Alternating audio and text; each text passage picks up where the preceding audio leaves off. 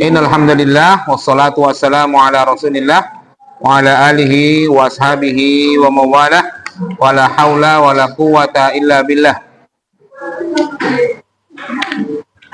Asyhadu an la ilaha illallah wahdahu la syarikalah wa asyhadu anna Muhammadan abduhu wa rasuluhu la nabiyya wa la rasula ba'dah.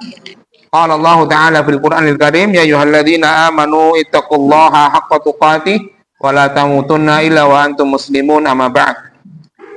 Segala puji bagi Allah Subhanahu wa taala atas seluruh nikmat, hidayah serta taufiknya kepada kita semua, sehingga pada kesempatan pagi hari ini kita kembali dipertemukan oleh Allah. Kita kembali bisa mendatangi madrasah lansia yang kita cintai bersama. Mudah-mudahan pertemuan kita diberikan ridho dan juga pahala yang berlipat ganda oleh Allah Subhanahu wa taala. Amin ya rabbal alamin. Salawat dan juga salam kita haturkan kepada junjungan kita, suri tauladan kita, Nabi besar Muhammad sallallahu alaihi wasallam, dan juga kepada seluruh keluarganya, sahabatnya, dan seluruh umatnya yang senantiasa berusaha mengikutinya dengan baik dan benar hingga akhir zaman nanti. Bapak-bapak dan ibu-ibu, jamaah santri Madrasah Lansia Al-Barokah yang kami cintai karena Allah, sebelum pelajaran kita lanjutkan, seperti biasa, kita akan absen terlebih dahulu. Mohon nama-nama yang kami panggil bisa menyampaikan kehadirannya. Bapak Agus Santoso, Ibu Ambar Hadiati, belum? Ibu Andi Endang, Ibu Astuti, Ibu Baktirianti, Ibu Devi, Ibu Dwi Yuliarti, Ibu Erni Maija, Ibu Eti Puji, Ibu Etika, Ibu Handayani, Bapak Harsono, belum. Ibu Heni Yuniarti, Ibu Hikmastuti, Ibu Lis Ismiati, Bapak Muntarik, Ibu Musinem, Bapak Muslih, Bapak Pujiarto, Ibu Purbaningsih, Ibu Rasmini, Ibu Retni Astuti, Ibu Rohani, Ibu Roshidah, Ibu Salbia, Ibu Siti Khadijah izin nih. Ibu Siti Nuriati, Ibu Siti Rahayu, Ibu Siti Sarifah, Ibu Siti Sugianti, salam. Ibu Siti Surya, Bapak Sugihartoyo, Bapak Suharjo, Ibu Sukarni, Ibu Sumarsi, Bapak Suparman, Bapak Supriyo, Ibu Surati, Bapak Wargono, Ibu Wasmiati, Ibu Wigatiningsih, Bapak Mamet Aristomo, Ibu Yeti, wallahu a'lam. Saya sudah hubungi tapi juga belum dibales. Ibu Subekti Laraning Tias, Ibu Siti Nurrohayatun, Ibu Sri Sugiyarti, Ibu Neni Yulianti, Ibu Yulianti udah izin.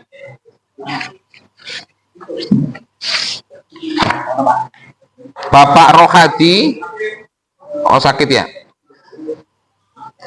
Ibu Mei, Bapak Sugeng, Ibu Wiji Astuti. Yang baru hadir siapa itu tadi? Bapak Harsono nggih. Terus Ibu Rasmini, Ibu Baktirianti sudah hadir. Mana ini Bu Bakti? Oh iya, tas. Ada lagi? Sudah semua? Ya. kecuali yang belum ini yang. Silakan dibuka bukunya. Oh, ini Bapak Sugeng.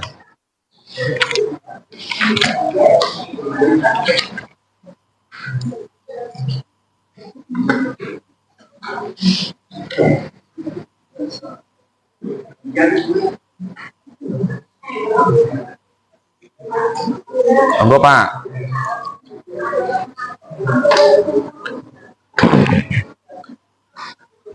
Pelajaran kita terakhir sampai mana? Sampai sunnah qailulah. Sunnah qailulah atau istirahat siang. Jadi qailulah itu bukan hanya tidur. Qailulah itu lebih bersifat umum. Maksudnya umum itu istirahat, dan bukan istirahat itu selalu bentuknya tidur, ya.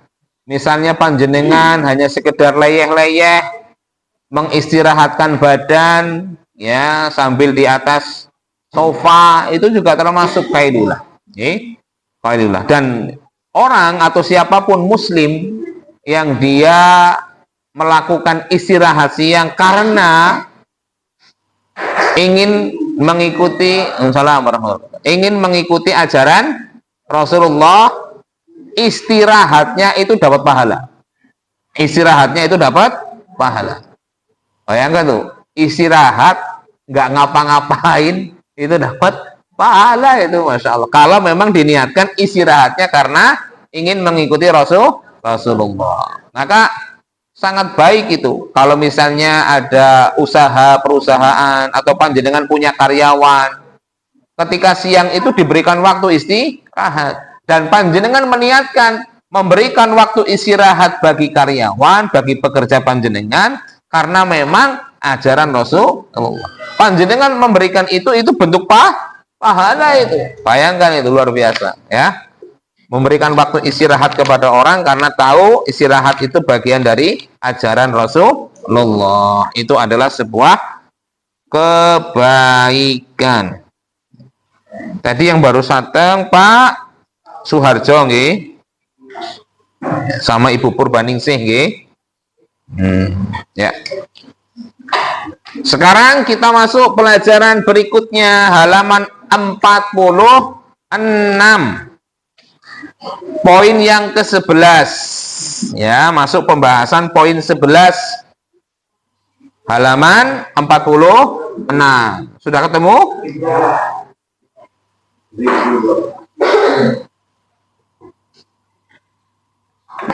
Ngapa, Pak? Zikrullah. Zikrullah. Apa artinya? Terus? Hah? Ya boleh, sama tuh, nggak ada masalah. Zikir, wiridan. Cuma arti lain selain itu ada nggak? Mengingat Allah. Ya, ini bisa artinya mengingat Allah. Ya. Jadi zikir, zakar, yadhkuru itu artinya mengingat. Zikir kepada Allah Subhanahu wa ta'ala. Berzikir kepada Allah Subhanahu wa ta'ala ini adalah sebuah amalan yang sangat diagungkan dalam syariat agama, ya. Ini termasuk amalan yang sangat luar biasa. Manfaatnya besar terutama untuk diri kita pribadi. Karena amal soleh, ya, amal soleh itu tidak hanya terkait ketika kita melakukan bermanfaat untuk orang lain, tapi amal soleh itu bisa jadi sesuatu yang manfaatnya itu akan kembali dirasakan oleh diri kita, ya. Dan Allah menyuruh kita untuk memperbanyak zikir, untuk memperbanyak mengingat Allah dalam setiap kehidupan kita. Allah mengatakan dalam surat Al-Ahzab ayat 41-42.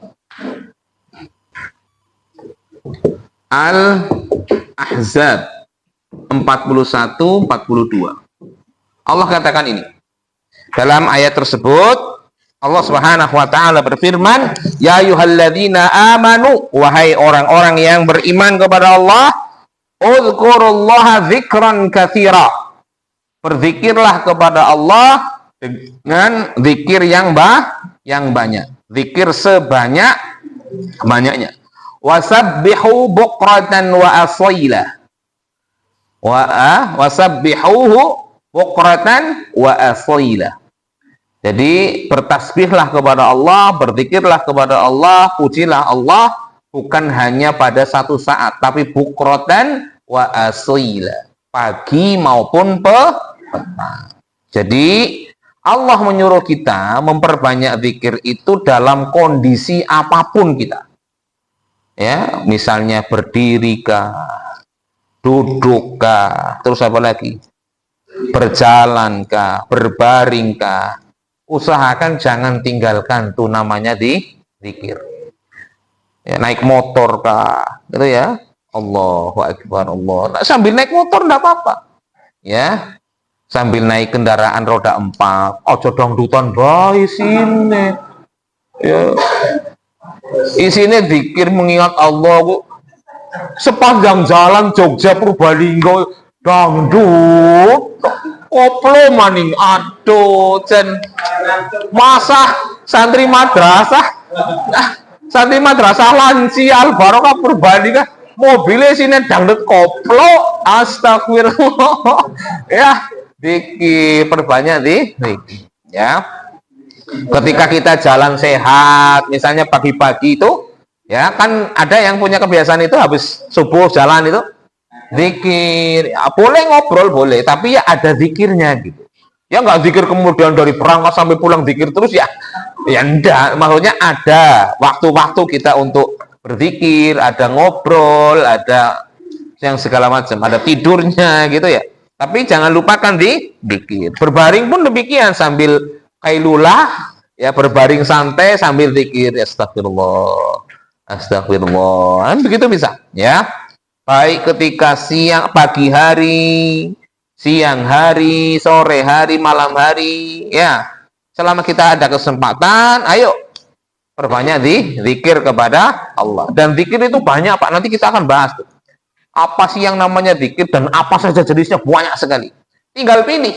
Zikir itu nggak cuma satu, zikir itu banyak. Banyak itu diantaranya supaya nggak bosen. Panjenengan ganti ini, zikirnya ganti ini lagi supaya ada variasinya. Jadi nggak bosen. Ya. Bahkan kita itu juga diperintahkan oleh Allah untuk berzikir mengingat Allah bukan pas lagi seneng tok atau bukan pas lagi sengsara tok, tapi dalam setiap keadaan. Termasuk lagi jengkel, marah, itu juga disuruh zikir. Nggih. Marah pernah nggak marah? Oh ya sering. Ya, orang mung pernah tok, sering gitu nggih. Apa zikirnya? Zikirnya bukan sikil papat, bukan. Astagfirullah. Bukan nama-nama hewan, itu bukan zikirnya. Ada orang kalau marah nama yang keluar bukan nama Allah ya. Nama-nama siluman gitu. Bukan begitu, tapi zikir, ya. Apa? Zikir apa yang kira-kira tepat untuk dibaca, diucapkan ketika marah? La haula wala quwata illa billah. Astagfirullah. Ada yang lain? Panjenengan anggar jengkel dikira apa saya kira?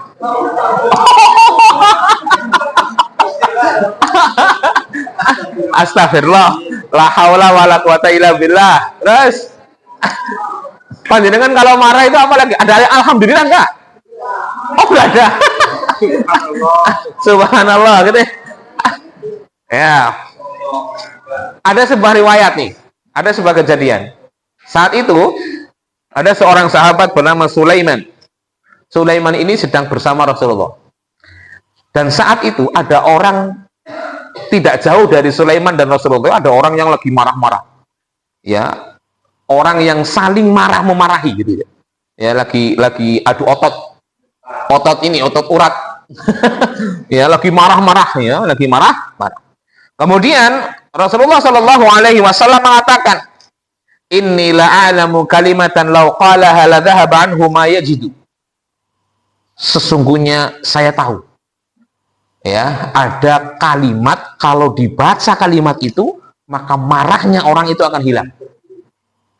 Itu diantaranya ini zikir yang bisa diucapkan yang fungsinya untuk menghilangkan amarah, ya, bukan untuk meluapkan amarah. Zikir tapi kalau untuk meluapkan amarah. Kalau misalnya astagfirullah, ini astagfirullah kalau banting meja, ya bukan itu. Itu namanya zikir untuk meluapkan amarah, ya. Tapi zikirnya yang benar gitu. Kan ada yang astagfirullah tapi nyekel bangku, astagfirullahaladzim, brok gitu. Itu bukan zikir namanya, itu meluapkan amarah. Disampaikan oleh Rasulullah SAW. Mau nggak?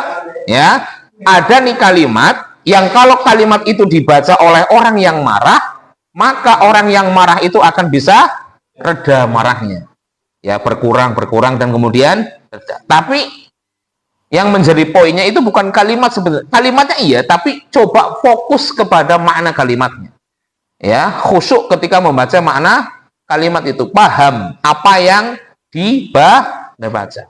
Apa bacaannya, apa zikirnya, apa kira-kira? Panjenengan hafal ini, saya yakin hafal semuanya. Kira-kira apa? A'udzu billahi minasyaitonir rajim.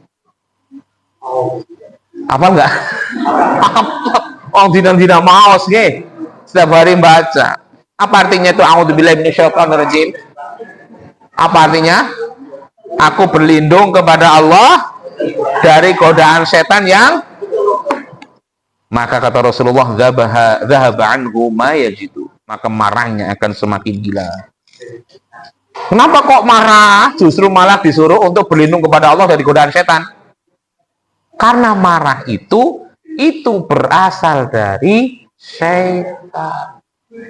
Sifat setan, bukan jin datang masuk, bukan kerasukan kayak itu, bukan. Ya, karena setan itu sifat. Setan itu bukan makhluk. Setan itu bukan makhluk, tapi sifat tidak baik. Maka ketika kita mengatakan a'udzubillahi minasyaitonir rajim, ya Allah, aku berlindung kepadamu dari sifat setan ini. Ya.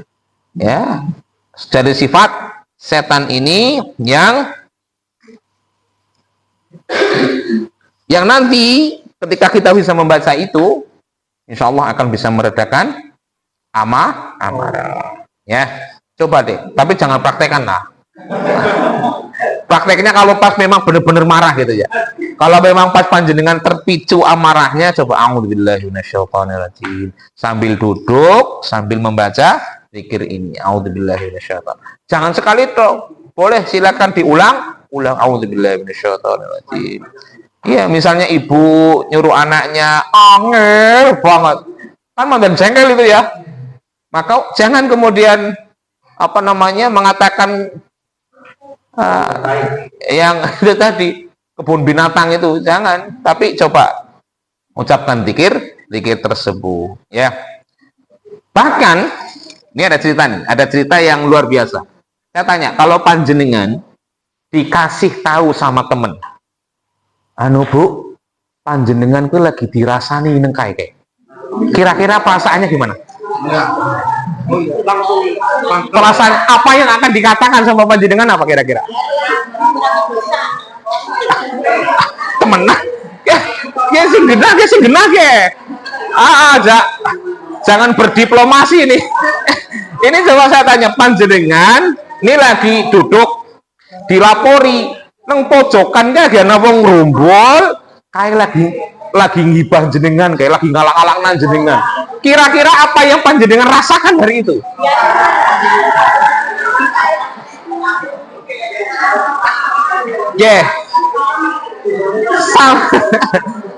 Sambil membayangkan, sambil panjenengan kira-kira aku harus ngapa ya gitu.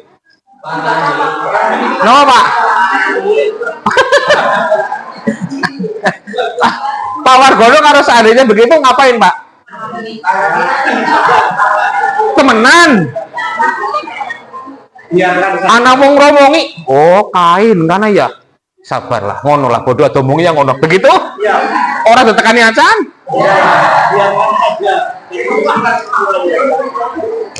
Nah, kalau melihat itu apa yang diucapkan? Apa yang diucapkan? Astagfirullah. Terus ada yang lain? Alasannya mengucapkan astagfirullah apa? Kenapa kok mau ampun? Kan panjenengan lagi dialang-alangkenan niku. Astagfirullah artinya apa? Saya mohon ampun. Saya memohon ampun kepada Allah. Kenapa kok lagi digunjing, lagi dihibai, malah justru pikirnya astagfirullah?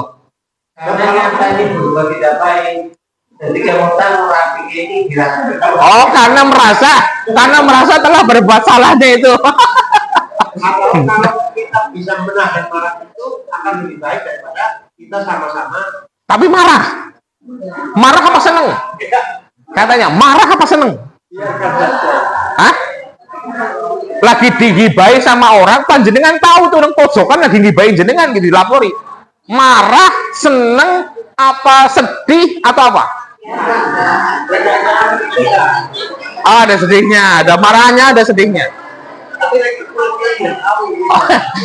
Tapi saya tanya, ada nggak yang seneng? Panjenengan senang kalau digibai? Saya tanya perasaannya, bukan diplomasinya, tapi perasaan hatinya panjenengan ketika tahu ada teman panjenengan lagi ngerundelin jenengan. Ada yang alhamdulillah ada.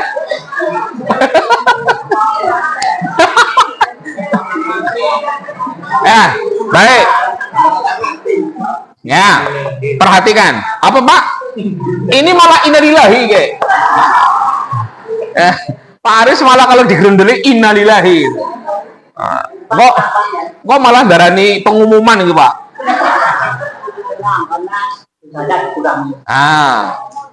Perhatikan nih. Ini kisahnya seseorang bernama Hasan Al-Basri. Al-Imam Hasan Al-Basri. Suatu ketika beliau itu lagi duduk-duduk nih. Lagi duduk-duduk enak, tiba-tiba ada orang lewat. Maka sana, ini saya contohkan sendiri ya. Bahasanya ini gak seperti itu. Ini saya hanya untuk memudahkan panjenengan paham. Pak Hasan, kayak Pak Anu karo Pak Anu lagi ngerasain jenengan kayak gitu. Ini bahasa untuk memudahkan.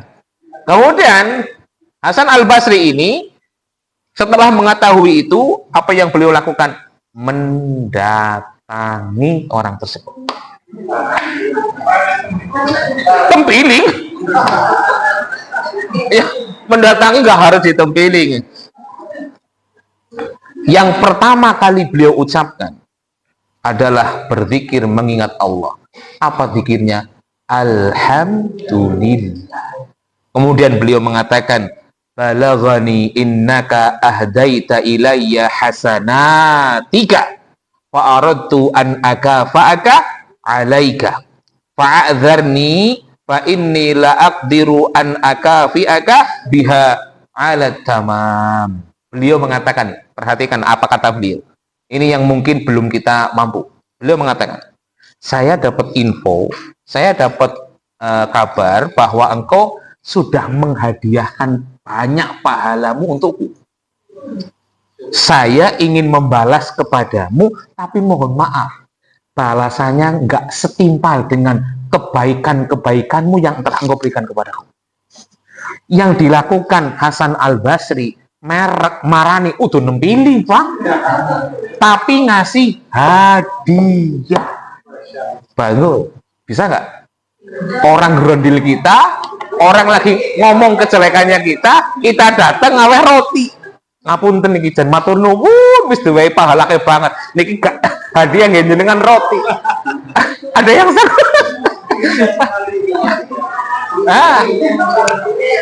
ya, bukan masalah pelajarannya, ya hikmahnya, ya pelajaran yang bisa kita ambil.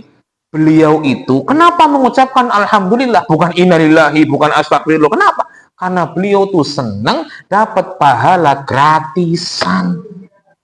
Orang sasah dibag sholat, nggak usah nahan lapar, nggak usah bayar duit sampai ke Mekah puluhan juta untuk dapat pahala banyak.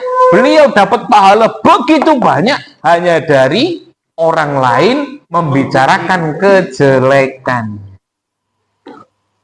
Ya, panjenengan senang nggak dapat pahala gratisan? Bisa nggak? Nggak. Kalau senang pengen dapat pahala gratisan, bisa nggak mengaplikasikan apa yang dilakukan oleh Hasan Al-Basri? Latihan. Dan itu nggak mudah. Dan itu tidak mudah. Pelajaran untuk kita, kalau kita digerundeli, yakin ini. Ambil hikmah dari pelajaran Hasan Al-Basri. Oh iya, nyong kan lagi ditransfer pahala. Kudune nyong senang. Aja jengkel. Kan memang juga itu perbuatan salah saya. Ini untuk ngedemi dewek ini.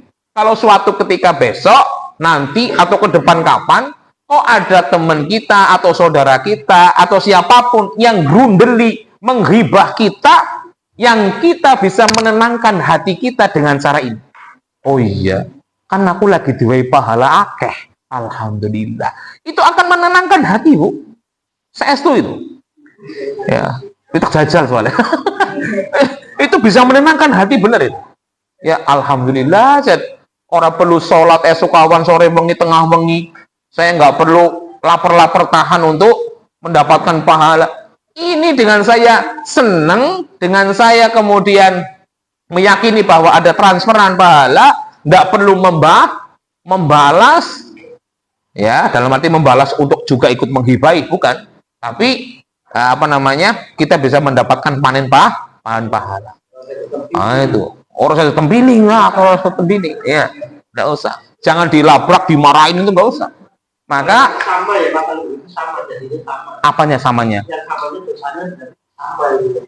Misalnya saya digendeli terus tetapi lalu dilabrak malah bisa lebih banyak panjenengan. Malah bisa lebih banyak panjenengan. Karena mungkin saat lempiling, getet lempiling maning kalau jejak, wah itu mungkin lebih banyak lagi nanti. Ya, jadi lebih baik sikap kita seperti ini ketika kita dihibai, ketika kita diomongin jelek oleh orang lain. Ya. Kalau iya otomatis. Kalau kita tidak tahu digerundeli sama orang, itu otomatis orang yang gerundeli itu lagi transfer pahala ke kita, Pak. Nah, ini kasusnya beliau tahu, dikasih tahu. Awalnya kan beliau nggak tahu nih. Nah, beliau nggak tahu, tetap transferan pahala dapat.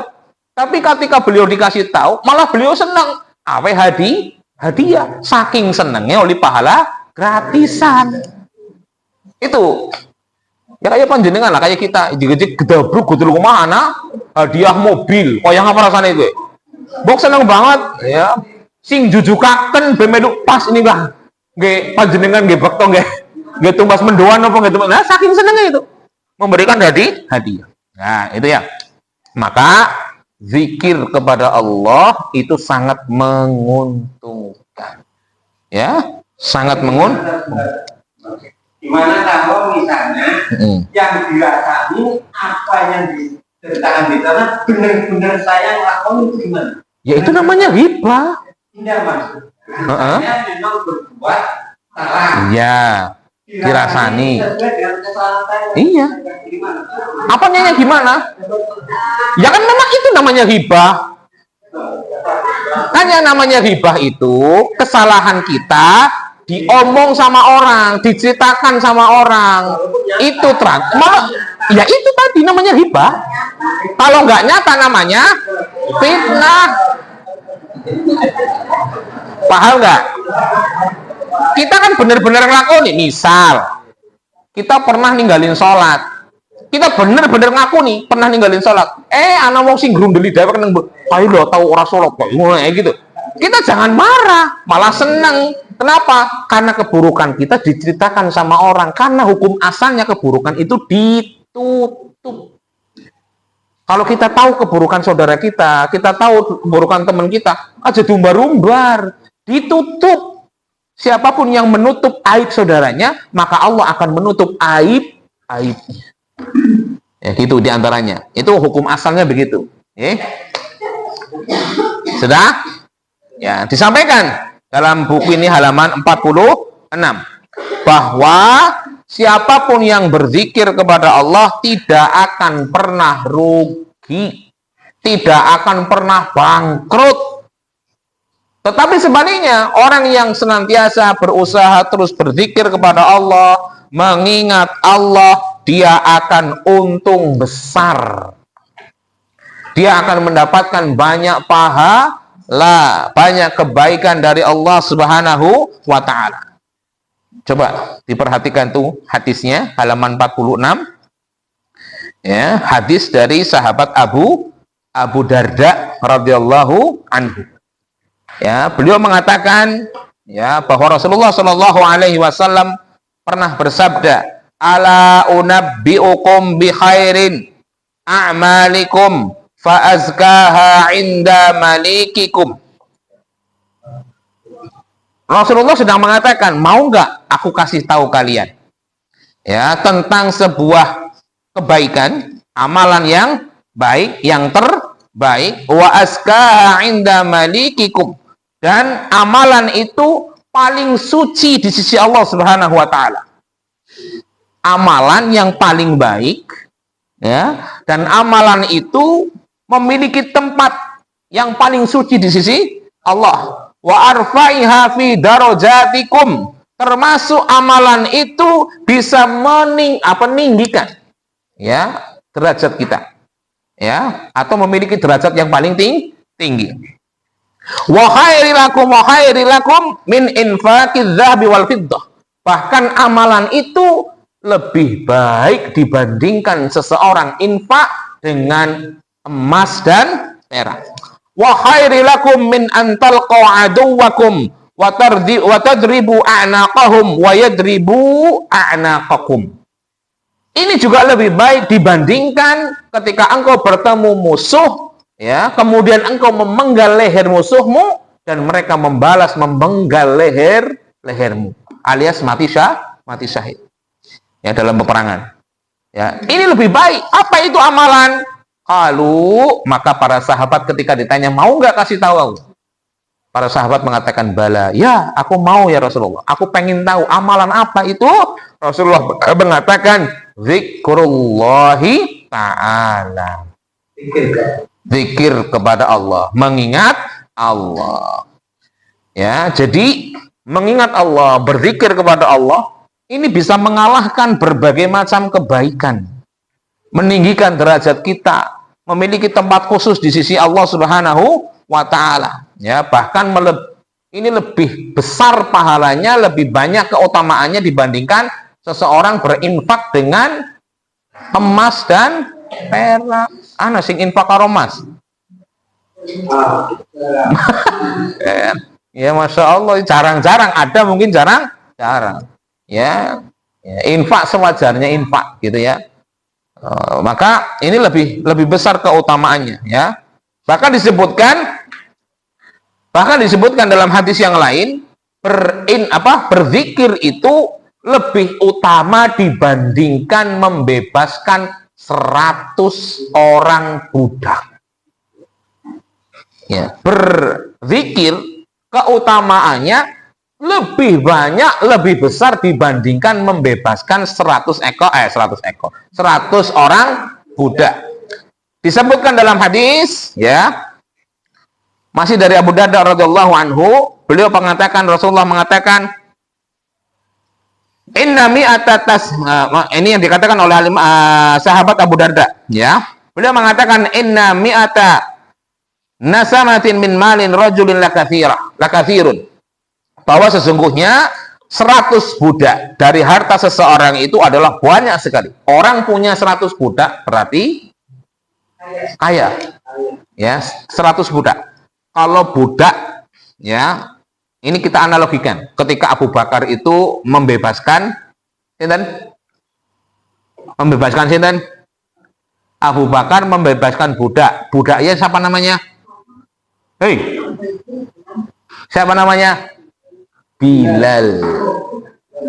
Ya, ketika itu Abu Bakar membebaskan budak yang namanya Bilal bin Rabah. Ya, membayarnya Abu Bakar As-Siddiq membayar 9 uqiyah.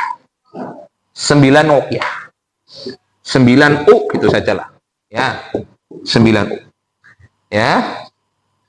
Ini tarif atau harganya dari Bilal bin Rabah. 9 uqiyah itu, 1 uqiyah harganya itu setara dengan 32 gram emas.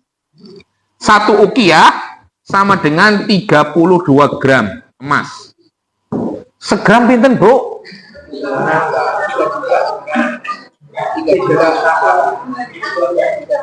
Aja mas muda.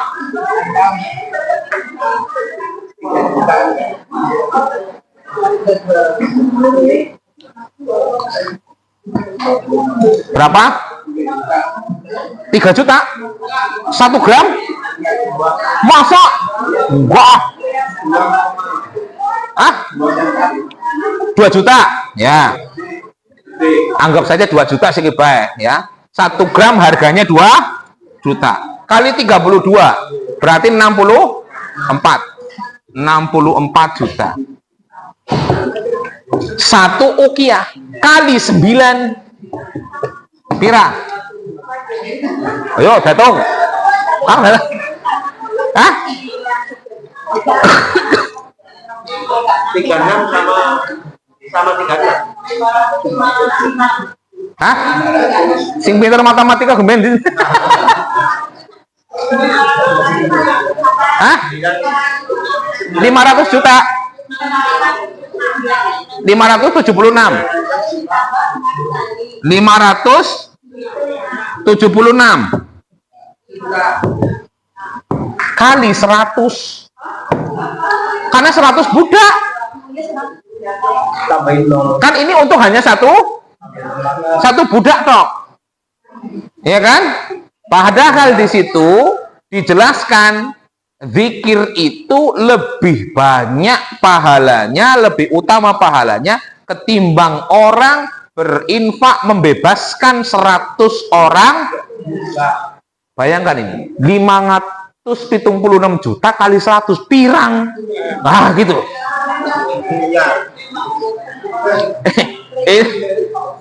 Oke, ini untuk sekedar membayangkan betapa luar biasanya keutamaan di zikir.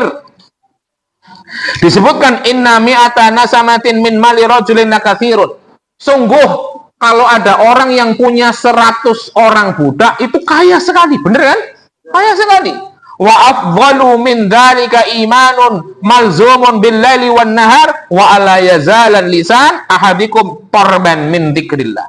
Dan ada yang lebih utama dibandingkan punya 100 orang budak itu, yakni jiwa seorang yang beriman senantiasa berzikir kepada Allah malam dan siang. Kadang-kadang kan kita mau dikonversikan dengan uang ya, apa-apa dibanding-bandingnya karo duit karo dunia. Jojol gedene sepira, ini kurang lebih. ya. Dengan orang membebaskan 100 orang budak yang harganya puluhan miliar, ya kan, puluhan miliar nggak salah tuh ya.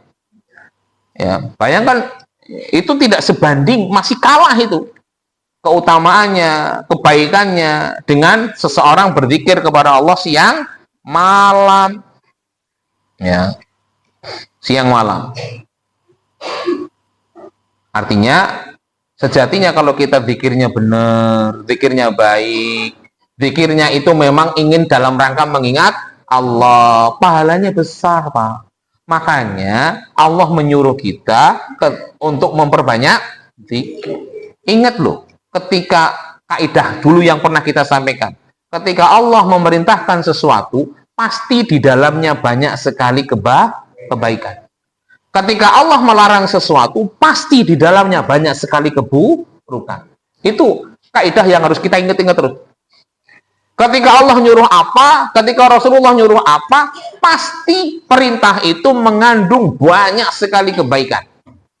Dan sebaliknya, ketika Allah melarang apa, Rasul melarang apa.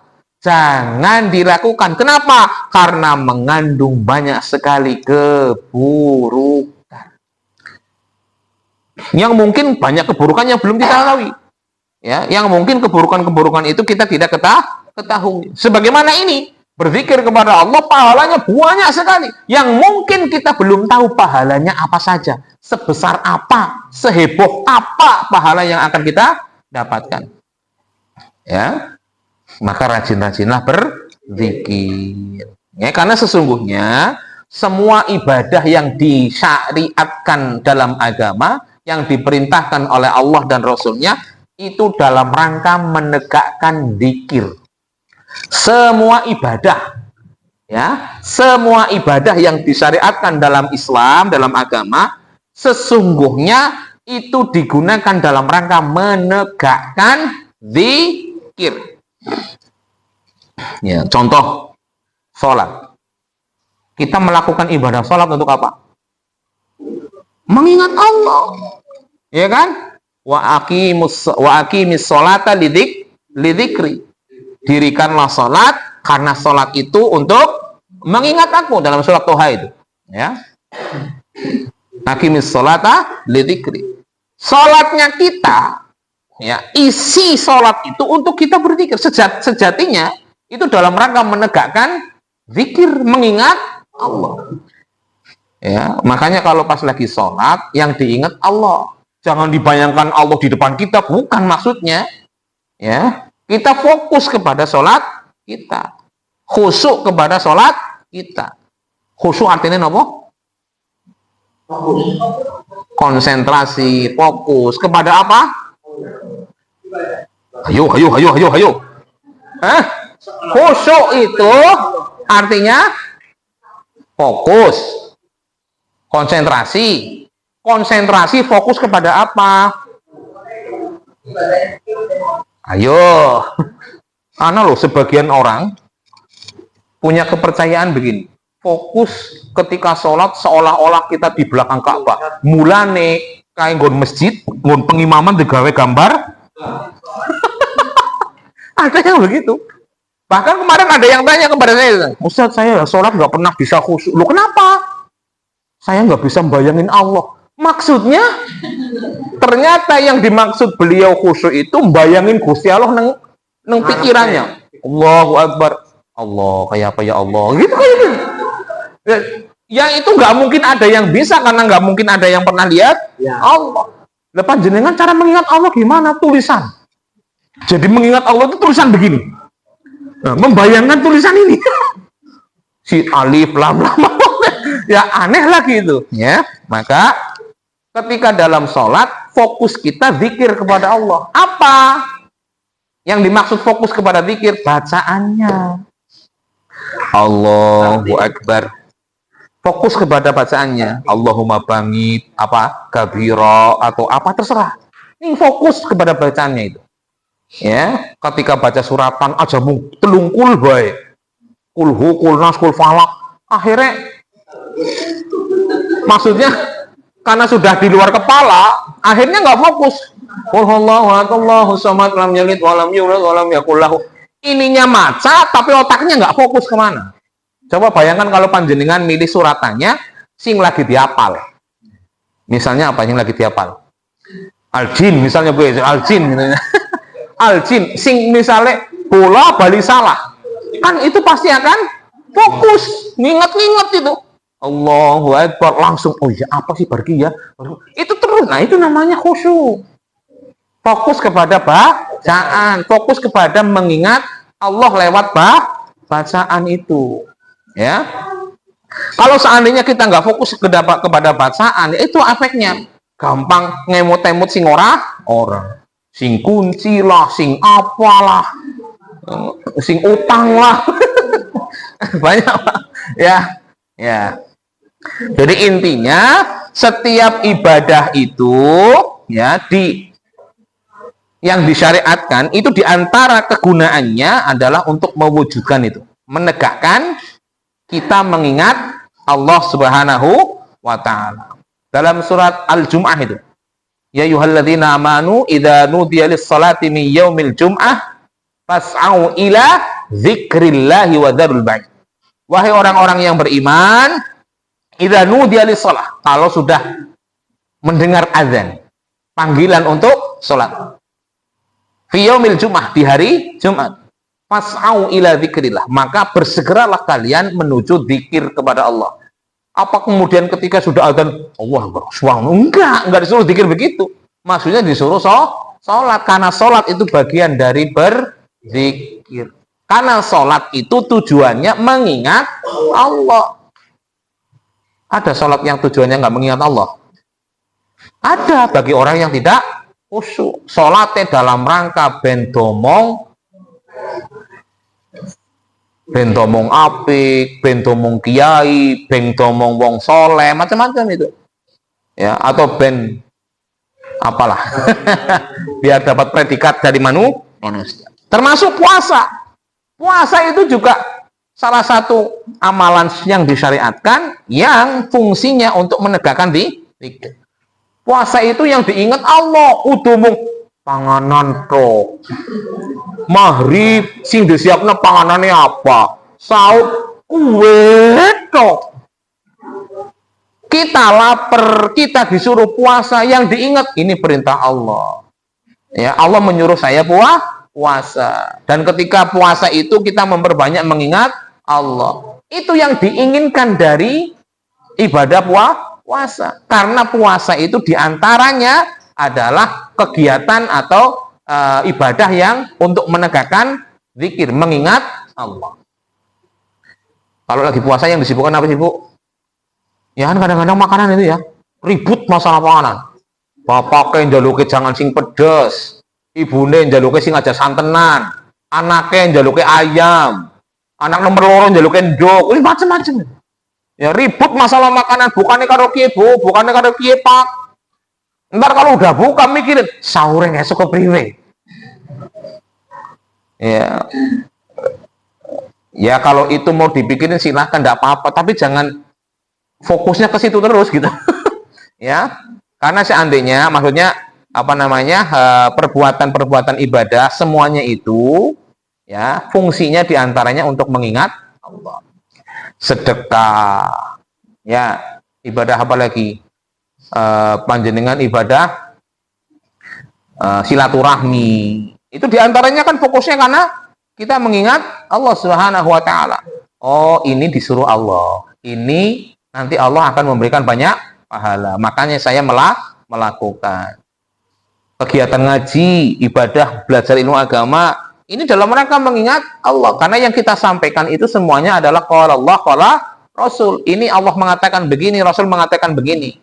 Ya, maka kegiatan belajar ilmu agama diantaranya adalah untuk mewujudkan apa? Zikrullah, mengingat Allah. Ada yang mau tanya? Tidak ada? Ya.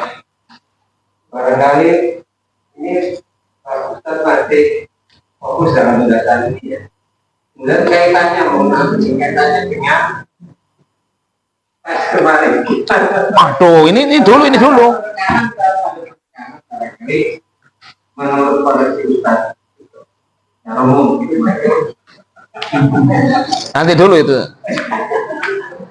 Saya nggak mau jawab itu. Itu nanti urusannya nanti gampang. Ya. Kita yang masalah ini ada pertanyaan enggak? Monggo Pak. Gimana caranya menahan amarah? Oh, kembali lagi. Itu tadi banyak tipsnya. Kan banyak tipsnya. Di antara dalam hadis itu disebutkan berwudu. Di antara yang lain apa? Bergerak, merubah posisi. Dan di antaranya berzikir itu tadi a'udzubillahi minasyaitonir rajim. Karena Allah tahu, Rasul tahu, umatnya itu pasti akan ada amarah. Ya, ada nafsu untuk marah. Ya. Itu semuanya orang ketika memang dia masih manusia ya, normal lagi, pasti dia akan punya rasa amarah. Ya, suatu saat akan terpancing yang namanya amarah. Maka ketika terpancing amarahnya ya jangan ingat selain Allah Subhanahu wa Ta'ala. Ingatnya Allah. Ya, berzikir. Ya, enggak a'udzubillahi minasyaitonir rajim enggak apa-apalah. Astagfirullah juga boleh, la haula wala quwata juga boleh. Tapi ingatnya Allah Subhanahu wa taala supaya bisa meredam amarah kita. Ya, yang mungkin tadinya mau ngamuk banget cuma bilang kayak gitu tuh mungkin gitu. Jadi akhirnya amarahnya nggak sampai terluapkan gitu ya. Yang tadinya mau mukul orang misalnya kalau marah dia cuma mukul tembok gitu kan misalnya. Ya akhirnya berkurang gitu.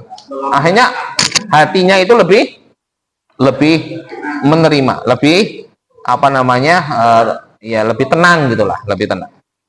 Kita kembali ke sini.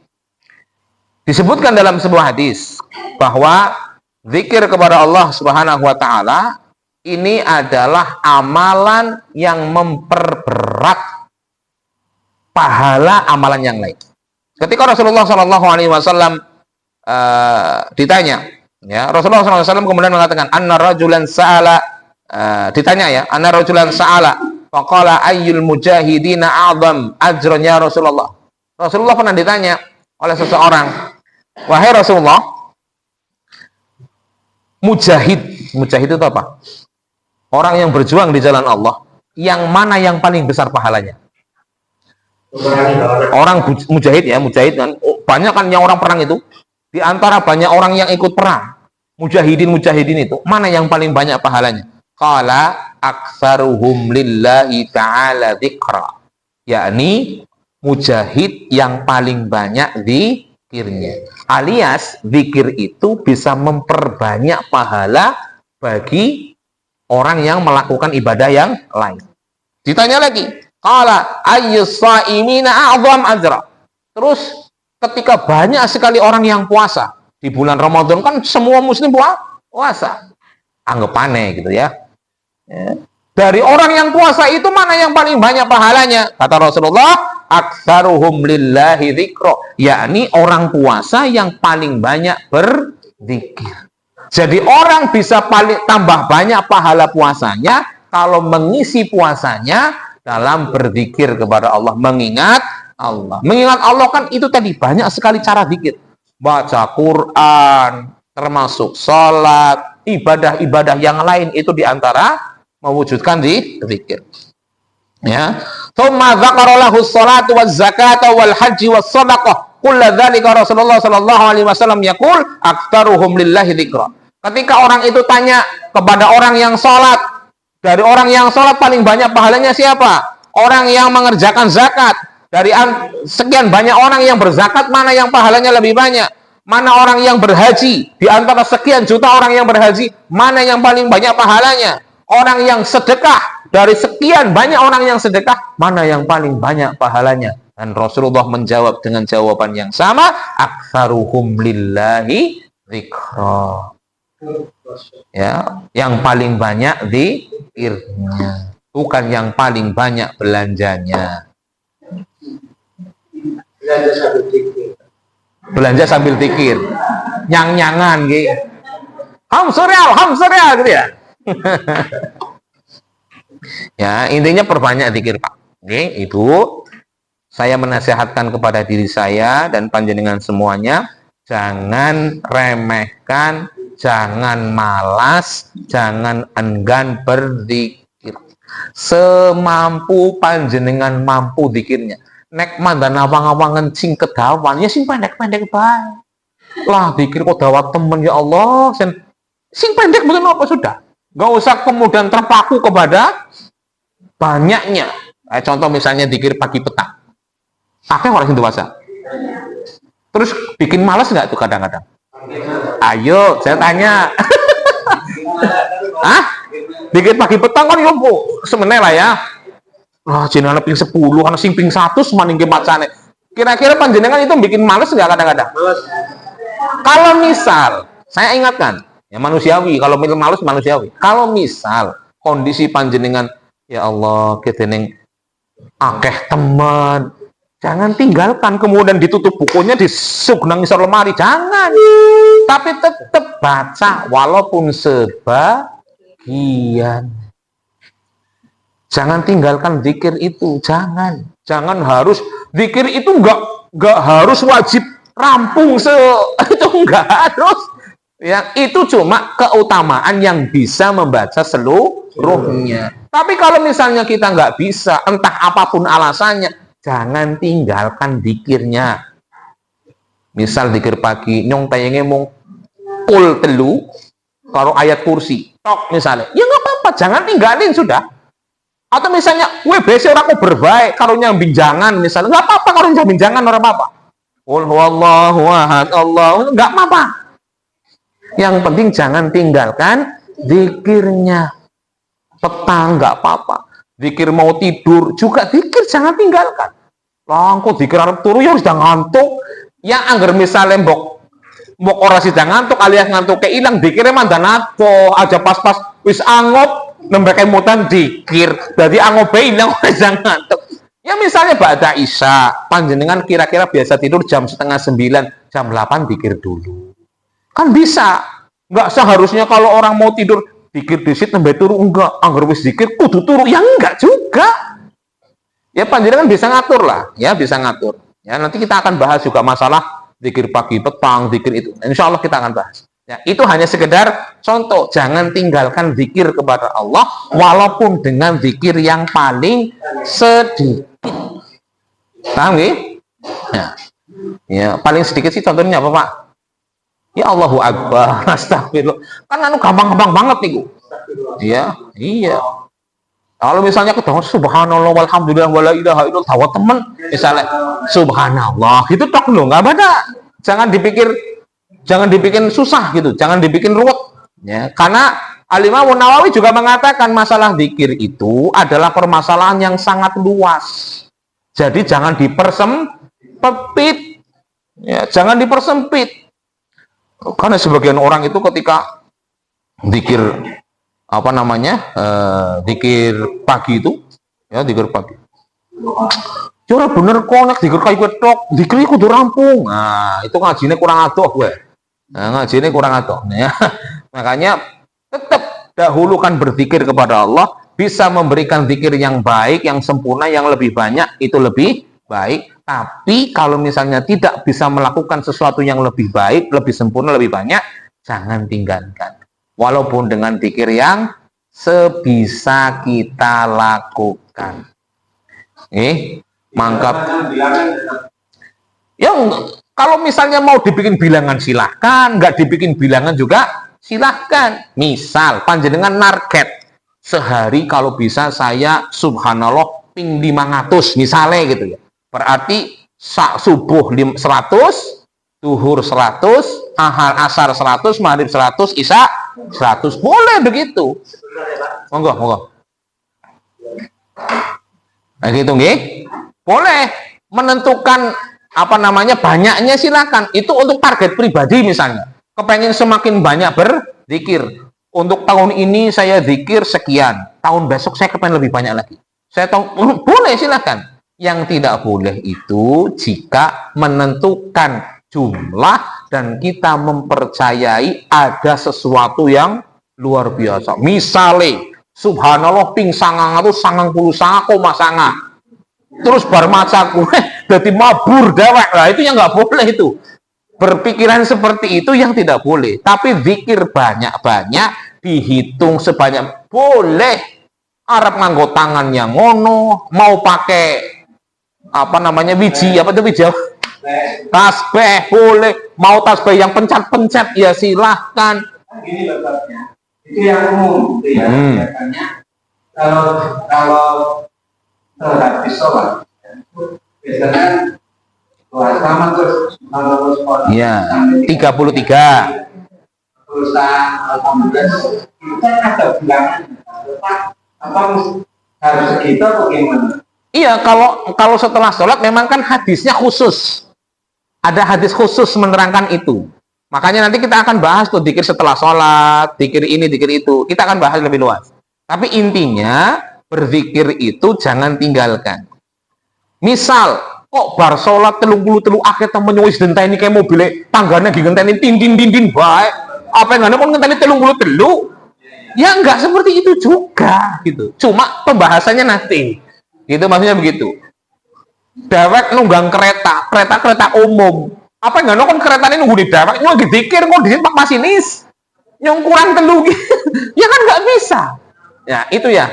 Dalam arti ada hal-hal yang memang kita itu jangan tinggalkan zikir walaupun tidak sesuai dengan apa yang sudah disampaikan oleh Allah oleh Rasulullah Shallallahu Alaihi Wasallam. Ini kita bahas, ya. Insya Allah nanti kita akan bahas lagi. Yang penting saya hari ini mengingatkan, zikir kepada Allah itu sangat penting. Jangan tinggalkan berzikir sesuai yang kita bisa. Monggo Pak Sugeng. Oh, berzikir pakai pengawas tujuannya apa Pak Sugeng? Enggak, saya tanya tujuannya kira-kira untuk apa itu yang begitu? Oh, kebiasaan. Karena kebiasaan pakai itu. Maka berzikir itu termasuk ibadah yang ya pertama. Ini kan zikir apa saja? Zikir yang sifatnya apa? Mutlak atau zikir tertentu atau apa? Tidak semua zikir itu memang sebaiknya dikeraskan. Ada zikir-zikir yang sebaiknya dilirihkan. Semakin tersembunyi, semakin baik. Semakin banyak pahalanya. Karena semakin terjauhkan dari kalau berzikir dikeraskan, pakai suara. Subhanallah, subhanallah. Mengko giliran anak wong muji, kembang kempis. Pahalanya drop niku. Nih, tapi kalau kita menyembunyikan sedemikian rupa sampai orang tidak tahu kalau kita zikir, kan kita nggak bisa riak ke siapa, mau nggak ada orang yang tahu. Kita akan lebih ikhlas melakukan itu dan pahalanya lebih besar. Maka kita perlu tahu kondisinya, ya, bersuara keras dan tidak apa manfaatnya. Kalau misal imam, ya, sedang ngajarin makmumnya, ini loh cara zikir, coba dibaca setiap sholat sekian, seperti zikir subhanallah, Allahu Akbar itu. Sekian, ayo. Kalau memang dalam rangka mengajarkan anak-anak TK, anak-anak TPQ, gak apa-apa, ada manfaatnya. Tapi kalau memang untuk diri kita sendiri aja keseron. Apa maning tanggane ngasih risih kok akan subhanallah. Deh, nyong lagi ngitung ping 10 urung anu wis ilang maning ping pira. Kan kadang-kadang kayak gitu, nggih. Ya, ngene wis ngitung 1 2 3 ping 10 gara-gara nggak konsen dengerin sebelahnya subhanallah. Ping pira miki ki. Kelalen maning. Ya, itu diantaranya. Iya Pak. Kalau memang sebenarnya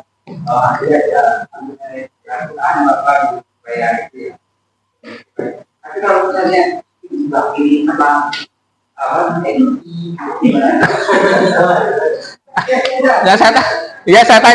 saya tanya balik. Orangnya kemana? Kok sampai TV doang yang banyak baca Al-Quran? Penduduknya kemana? Iya, tapi orangnya punya nggak kegiatan baca Al-Quran di tempat itu? Yang selain TV-nya karo radio-nya sih ngomong. Iya, berarti kan tuan rumahnya tetap baca Quran kan?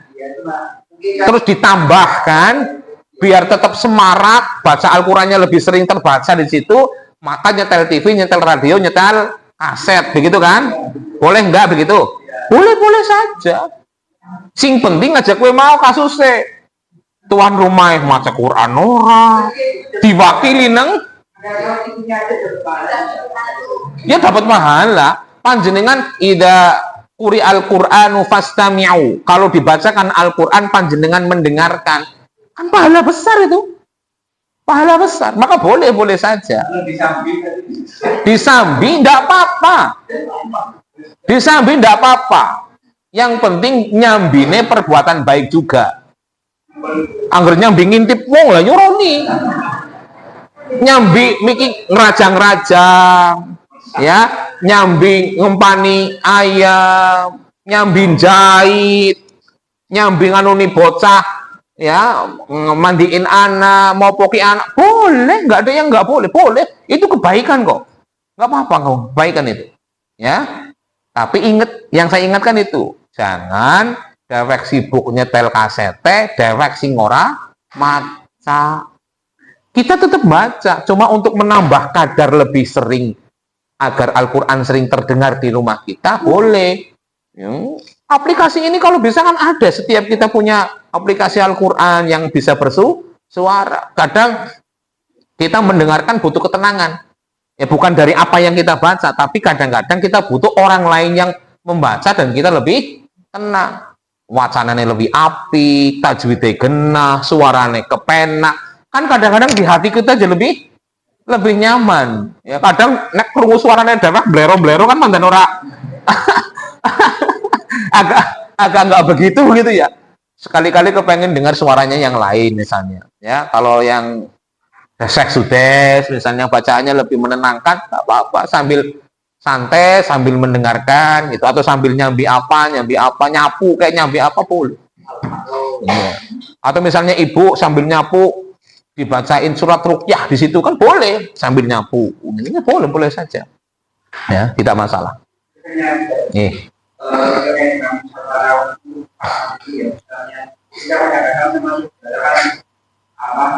Musyawarah untuk mufakat, oh ini beda lagi. Kejadian hidup. Tapi kan tujuannya itu supaya apa? Dia tahu loh, kayak misalnya dia pernah supaya itu tidak semua hibah itu haram. Ada hibah yang halal. Saya punya tulisan kalau nggak salah itu. Hibah tidak semuanya haram. Nah, kalau nggak salah saya punya tulisan begitu. Intinya tidak semua hibah itu dilarang, Bu, Pak. Ada hibah yang dibolehkan. Salah satunya, ini salah satu ya, di antara banyak yang lain. Salah satunya ketika kita menceritakan keburukan orang dalam rangka mencari solusi. Contoh, panjenengan menceritakan keburukan orang, melaporkan ke pihak berwajib. Pak, kayak ini kayak saya lapor. Gimana kita menceritakan keburukan gimana kita bisa melaporkan kalau kita tidak menceritakan keburukannya? Panjenengan ngapa mengeneh? Kan nggak mungkin gitu juga kan? Melaporkan apa bukan udah orang menceritakan keburukannya? Nah, itu diantaranya. Ya, ada banyak menceritakan keburukan lain atau menghibahi orang lain tapi masih halal, tidak haram. Itu termasuk salah satunya itu tadi. Kalau kita misalnya mencari solusi, misalnya kakak, adik, bertiga orang, anaknya 4, bontote angel banget atur, ya, kakaknya yang bertiga ini kemudian berembuk, kepriwe ingin nyok kemenangan kayak kemenangan kayak apa sih kepriwe, ya wis baik, nah, itu boleh itu dalam rangka mencari solusi, itu nggak masalah, itu bukan dosa, itu hibah yang dibolehkan, yang halal itu, ya. Selama tujuannya mencari solusi. Tapi kalau tujuannya malah justru memperparah supaya orang lain jadi tahu, makin menyebar keburukannya, itu yang nggak boleh, ya. Wallahu a'lam bishawab. Oh, monggo Pak. Itu jangan. Kalau saya usahakan jangan. Ya, usahakan jangan. Kenapa? Karena kita tidak tahu apakah pejabat publik itu benar-benar melakukan kesalahan atau tidak. Kalau ia benar-benar melakukan kesalahan, kita juga harus takut seandainya kita nanti bisa terkurangi pahala kita. Besarnya pahala pejabat itu diantaranya salah satunya sumbernya dari rakyat yang menggunjingi. Pahala besar pejabat itu bisa jadi salah satunya sumbernya dari gunjingan, hibahan rakyatnya. Paham nggak? Nah, gitu. Apa yang bisa kita lakukan kalau kita tahu pejabat kita kemudian banyak salahnya? Doakan. Jangan digunjingi. Ya, apa saja. Ya, jangan. Apalagi menyebutkan nama. Kalau tidak menyebutkan nama nggak apa-apa. Untuk contoh, misalnya ada orang yang punya ijazah palsu, misalnya kayak gue. Jangan kita ikut-ikutan, karena itu tidak baik. Itu boleh, jangan menyinggung pihak tertentu. Jangan mikir. Ya. Karena tidak bisa, kita harus bersungguh. Kalau disyaratkan tidak. Kalau disyaratkan tidak. Kalau syarat ini kan harus ada ya. Harus ada. Kalau syarat itu harus ada. Misal panjenengan arep gawe paspor, syaratnya KTP. Nek KTP orang anak kepriwe? Ora dadi. Kalau disyaratkan zikir harus suci tidak ada. Kalau misalnya kita baca ayat kursi berarti dalam jalan atau benar dalam kondisi tidak. Ya, intinya tidak disyaratkan harus suci. Ya. Dimanapun. Jangan dimanapun, nong WC ya aja. Sudah? Ada yang mau tanya lagi? Enggak? Baik, demikian apa yang dapat saya sampaikan. Mohon maaf atas segala kesalahan dan kekurangan dari apa yang kami ucapkan. Akhirul da'wana alhamdulillahirabbil alamin. Assalamualaikum warahmatullahi wabarakatuh.